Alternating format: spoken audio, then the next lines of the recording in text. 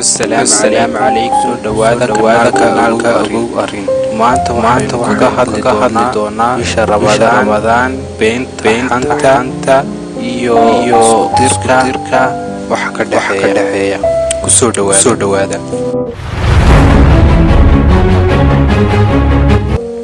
bisha Ramadaan waxaynu oran karnaa bisha Ramadaan waxaynu yeeri karnaa ama oran karnaa waa Ilaahay ugu deeqay adiisa sababta leenahay waa jaanis waxa waa Ilaahay damba waa si daacad toobad keento inoogu dhaafayo haddaba waajib inagu aan ka dheeraan ka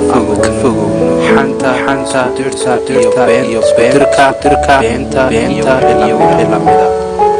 qofkii ku caaya ama aflagaadeeya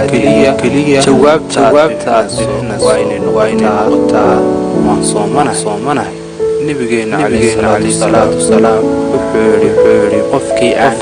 ka tagin hadalka beenta iyo dhaqanka xun Ilaahay waxdan ma leh in uu ka tago cuntadiisa iyo cabdiisa sida awgeed cunto iyo cabid keliya inaad ka tagtid wax soon ah inoo noqon mayso